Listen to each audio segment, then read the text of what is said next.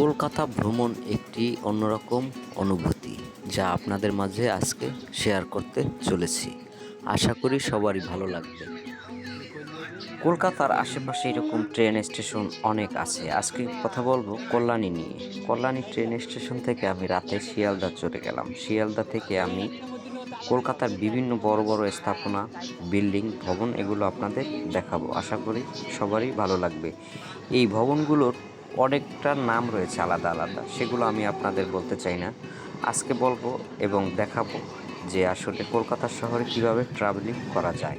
মূলত আমি একটি প্রাইভেট কার উবারে আছে, এই উবার কল করে একটি প্রাইভেট কার নিয়ে শহরের দিকে বেরিয়ে পড়লাম। আস্তে আস্তে সব দিকে ঘুরতে লাগলাম, কিন্তু যেখানে যাই শুধু ফ্লাইওভার আর ফ্লাইওভার।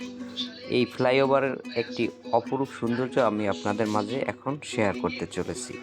ফ্লাইওভারে উঠলেই আশেপাশে বড় বড় উঁচু উঁচু বিল্ডিং আপনাকে হাতছানি দিবে।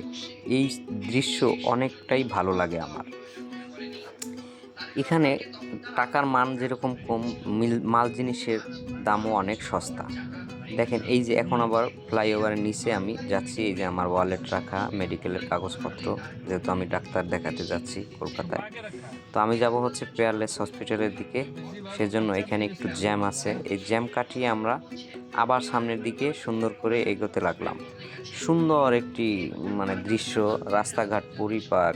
এখানে কোনো লোক বাংলাদেশের মতো কিন্তু রাস্তা ক্রসিং করে না। তাদেরকে নির্দিষ্ট যে ফুটওভার ব্রিজ আছে সেখানে তারা ব্যবহার করে। আসলে কলকাতা একটি পরিচ্ছন্ন এবং সৌন্দর্য পরিপাটি দৃশ্য। দেখেন, রাস্তায় কোনো জ্যামজট বা মানুষ হকার কিছুই নেই, শুধু গাড়ি ঘোড়া। এই দৃশ্য আমার অনেক আকর্ষণ করেছে। তা আমি এই পেয়ারলেস হসপিটালের কাছাকাছি ঠিক চলে আসলাম। এখানে দেখেন কত উঁচু উঁচু ফ্লাইওভার, যেগুলো এক একটা রোড এক এক দিকে গেছে। আর আমার গাড়িটি এখন যাচ্ছে পেয়ারলেস হসপিটালের দিকে। তো দেখেন, একদম রাস্তাঘাট কিন্তু একদম ফাঁকা, কোনো জ্যামজট নাই বললেই চলে।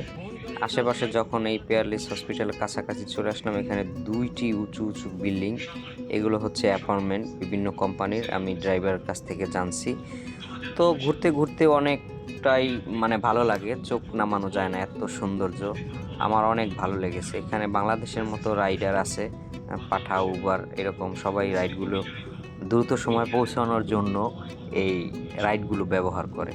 এটি খুবই একটি মনোরম দৃশ্য। এই এই যে একটি অ্যাপার্টমেন্ট দেখতে পাচ্ছেন, এখানে মানুষ থাকে। এটার পাশে ঠিকই দুইটা বিল্ডিংয়ে একটা জোড়া দেওয়া আছে, একটা জাহাজের মতো। এই দৃশ্যটা দেখে আমার খুবই ভালো লাগছে। আপনাদেরও অনেক ভালো লাগবে আশা করি।